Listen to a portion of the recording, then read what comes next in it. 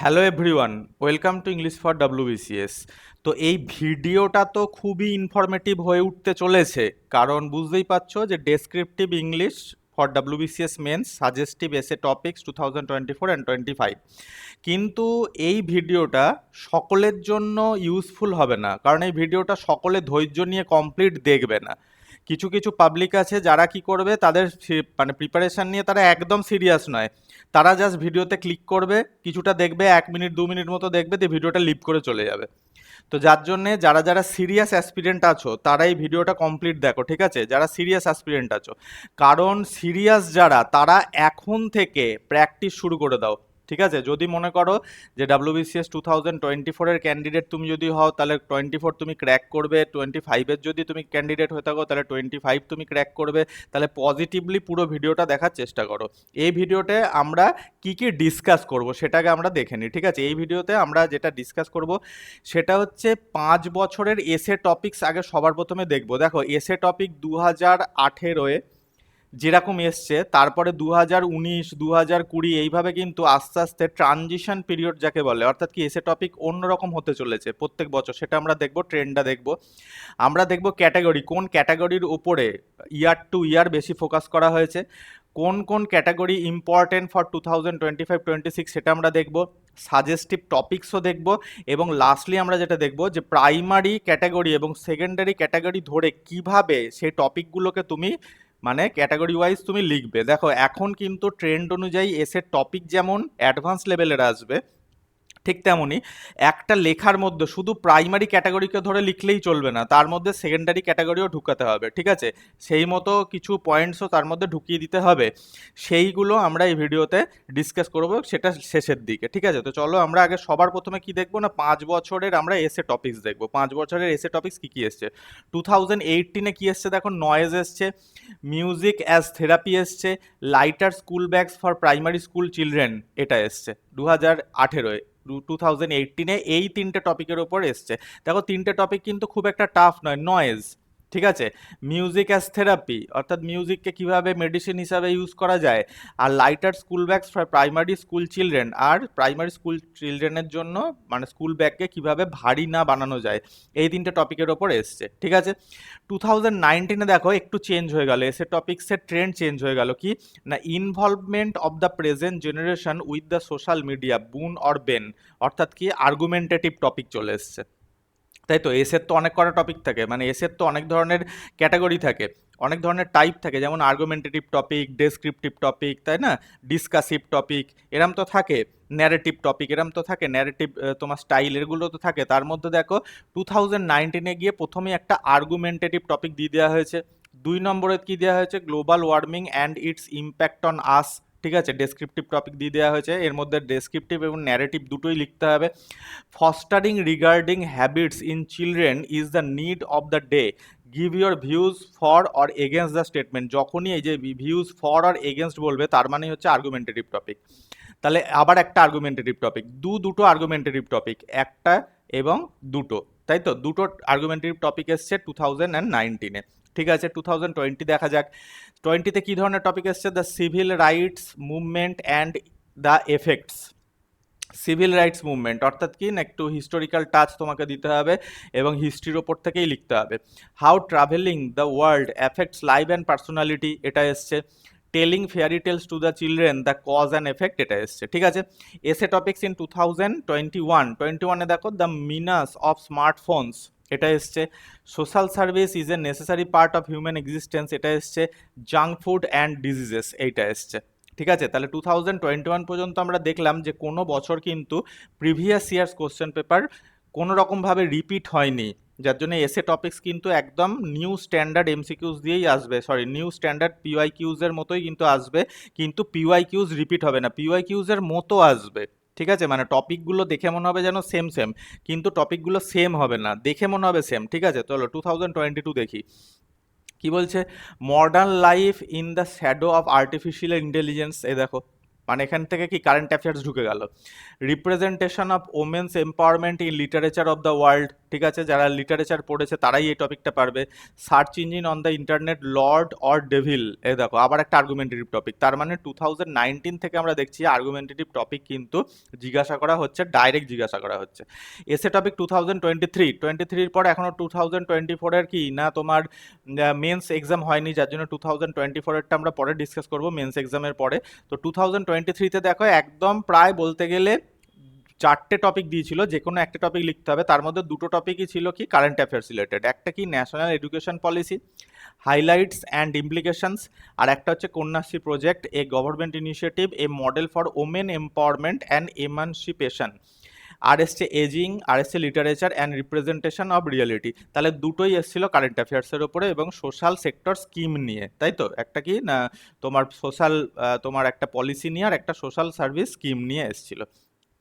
তাহলে 2023 পর্যন্ত আমরা যেটা দেখলাম সেটা হচ্ছে কোনো বছর, আমরা যদি একবার রিপিট করি, 2018 থেকে কোনো বছর পিওয়াইকিউজ রিপিট হয়নি, এবং 2018-এ যতটা সহজের মধ্যে এসছিল 2019 থেকে কিন্তু ট্রেন্ড চেঞ্জ হয়ে গেছে, যেখানে বড় বড় মানে লাইনে টপিকের নামগুলো বড় বড় করে দেওয়া রয়েছে যেন তুমি দেখেই ভরকে যাও। তার সঙ্গে কি করা হয়েছে না আর্গুমেন্টেটিভ টপিক, ডিসকাসিভ টপিক, এই ধরনের টপিক মিক্সড করে দেওয়া হয়েছে। এবং আমরা যেটা দেখতে পেলাম যে 2022 থেকে current affairs related, current technology related এসে টপিক কিন্তু জিজ্ঞাসা করা হচ্ছে। তো এবার পালা হচ্ছে 2024 এবং 25-এর জন্য যে টপিকসগুলো আমাদের ইম্পর্টেন্ট সেটা, কিন্তু তার আগে আমরা একটা ক্যাটাগরির বিভাজন দেখে নেব। দেখো 2018-এ সোশ্যাল ইস্যু এসেছিল নয়েজ, টেকনোলজি আসেনি, এডুকেশন অ্যান্ড চিলড্রেন এসছিল, লিটারেচার কালচার এসছিল। 2019-এ সোশ্যাল মিডিয়া অর্থাৎ সোশ্যাল ইস্যু এসছিল, টেকনোলজি এসছিল, এডুকেশন অ্যান্ড চিলড্রেন এসছিল, লিটারেচার অ্যান্ড কালচার কিন্তু আসেনি। 2020-তে সোশ্যাল ইস্যু এসছিল, টেকনোলজি আসেনি, ফেয়ারি টেলস, এডুকেশন চিলড্রেন এসছিল, লিটারেচার কালচার এসছিল। 2021-এ সোশ্যাল সার্ভিস অর্থাৎ কি সোশ্যাল ইস্যু এসছিল, স্মার্টফোন টেকনোলজি এসছিল, জাঙ্ক ফুড, এডুকেশন চিলড্রেন এসছিল, লিটারেচার কালচার কিন্তু আসেনি। আচ্ছা 2022-তে দেখো এআই সার্চ ইঞ্জিন এসছিল, টেকনোলজি রিলেটেড, তাই তো? আর ওমেন ইন লিটারেচার এসছিল, লিটারেচার রিলেটেড। আচ্ছা, আর 2023-তে এজিং, সোশ্যাল ইস্যু এসছিল, এনইপি 2020, তাই তো? এডুকেশন চিলড্রেন একটা নিয়ে এসেছিল, আর লিটারেচার অ্যান্ড রিয়েলিটি অর্থাৎ লিটারেচার কালচার নিয়ে এসেছিল। তাহলে কোন কোন ক্যাটাগরির ওপরে জোর দিচ্ছে? যেমন দেখো এডুকেশন অ্যান্ড চিলড্রেন প্রায় প্রত্যেক বছরই এসেছিল, শুধুমাত্র আসেনি 2022-তে। আবার দেখো সোশ্যাল ইস্যু নিয়ে প্রায় প্রত্যেক বছরই এসেছিল, আসেনি শুধুমাত্র 22-তে, তাই তো? তাহলে এই যে আমাদের ক্যাটাগরিগুলো সোশ্যাল ইস্যু আর এডুকেশন অ্যান্ড চিলড্রেন, ওমেন, ঠিক আছে, এই 3টে ক্যাটাগরি কিন্তু হাইলি ইম্পর্টেন্ট। চলো ক্যাটাগরিগুলোকে দেখে নিই। দেখো যেসব ক্যাটাগরি এখনো পর্যন্ত খুব কম, ঠিক আছে, অ্যাপিয়ার হয়েছে বা ইনডাইরেক্টলি অ্যাপিয়ার হয়েছে সেইগুলো। মেন্টাল হেলথ খুব ইম্পর্ট্যান্ট, 2024-এর জন্য আসতে পারে মেন্টাল হেলথের উপরে। ক্লাইমেট চেঞ্জ, অ্যাডাপ্টেশন, এটার উপরে আসতে পারে। Digital privacy, cyber security, sustainable development, skill development, Indian knowledge system, work life balance, renewable energy, urbanisation, water crisis, ethical use of technology, inclusive education, cultural heritage, tourism. এই যে আমরা topic কটা দেখলাম, এই যে ক্যাটাগরি কটা দেখলাম, এই ক্যাটাগরি বা টপিকগুলোর ওপর কিন্তু আসতে পারে। এবার আমরা দেখে নিই যে 2024-25-এর মোস্ট প্রবাবেল টপিকস, প্রিপেয়ার ফুল এসে, এইগুলোর ওপরে তোমরা ফুল এসে প্রিপেয়ার করবে, ঠিক আছে? 2024-এও যারা দিচ্ছ মেন্স, 2025-এও যারা দিচ্ছ। আর এর পরের স্লাইডে গিয়ে আমি ডিসকাস করব যে কিভাবে প্রাইমারি ক্যাটাগরি এবং কোনটা কোনটার ক্ষেত্রে সেকেন্ডারি ক্যাটাগরি আছে, এবং তোমাকে এই দুটোর একটা ব্যালেন্স করে লিখতে হবে, সেটা আমরা দেখবো এর পরের স্লাইডে। তাহলে সবার প্রথমে দেখি childhood in the digital age, opportunities and challenges. এই টপিকটা খুব ইম্পর্টেন্ট, এটা অবশ্যই করে যাও। Economic empowerment of women, key to inclusive development, এটা করতে হবে ওমেন এম্পাওয়ারমেন্টের ওপরে। Women safety and dignity in the modern society, এটাও খুব ইম্পর্টেন্ট। এই 2 আর 3, ঠিক আছে, খুবই ইম্পর্টেন্ট, এই দুটো সবার আগে করো। আচ্ছা, ইন্ডিয়াস জার্নি টুয়ার্ডস বিকশিত ভারত 2047, এটা আসতে পারে। Work life balance in the 21st century, inclusive education for an inclusive society, social media and the crisis of authentic communication, ঠিক আছে? অথেন্টিক কমিউনিকেশন আর মেন্টাল হেলথ, এই দুটো প্রায় একই বলা যেতে পারে। Urbanisation, promise and perils, preserving cultural heritage in a globalised world, science and technology for women, human welfare, reading habits in the digital age, ethical use of artificial intelligence, cyber security in the digital age, যুব শক্তি scheme, এ step toward youth empowerment. ঠিক আছে, যুব শক্তি স্কিমটা কিন্তু খুব important হয়ে যাচ্ছে, এবং আয়ুষ্মান ভারত, এই দুটো কিন্তু খুবই ইম্পর্ট্যান্ট হয়ে যাচ্ছে। অন্নপূর্ণা ভাণ্ডারটাকে নিয়ে অত চিন্তা করার দরকার নেই, কিন্তু যুবশক্তি, আয়ুষ্মান ভারত, ঠিক আছে, এইগুলো অবশ্যই কিন্তু ভালোভাবে করে যেতে হবে। এর ডিটেলস, ঠিক আছে, ফিচার্স কি আছে, এর টার্মস অ্যান্ড কন্ডিশনস কি আছে, কারা কারা পাবে, এটা দিয়ে সমাজের কিভাবে উন্নতি হবে, কাদের এটা উপকার হবে, কাদের কিভাবে উপকার লাগবে, etcetera.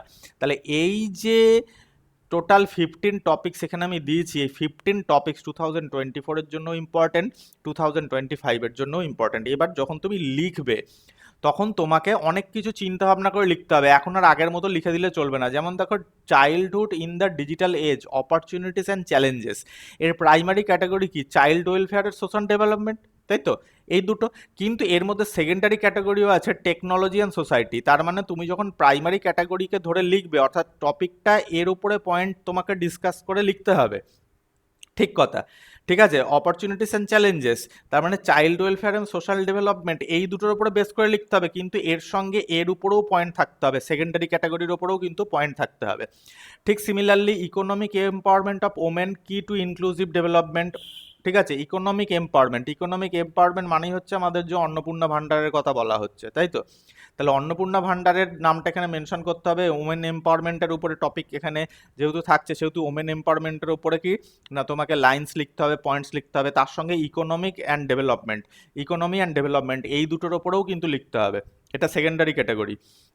Okay, women safety and dignity in the modern society, এটাও আবার এগেন ওমেন এম্পাওয়ারমেন্ট, তার সঙ্গে সোশ্যাল ইস্যু, এই দুটোই লিখতে হবে। এমনকি এডুকেশনের মধ্যে ঢুকে যাবে, যারা এই ধরনের হিনিয়াস ক্রাইম করে, ঠিক আছে, ওমেন সেফটিকে যারা লঙ্ঘন করে, তাদের ডিগনিটিকে যারা হার্ম করে, তাদের সঙ্গে কি হওয়া উচিত, তাদের সেটাকে কিভাবে নিবারণ করা যায়, ঠিক আছে, এটসেট্রার উপর লিখতে হবে। যার জন্য সোশ্যাল ইস্যু, এটা সোশ্যাল ইস্যুর পয়েন্ট অফ ভিউ থেকেও লিখতে হবে, আবার ওমেন এম্পাওয়ারমেন্টের পয়েন্ট অফ ভিউ থেকেও লিখতে হবে।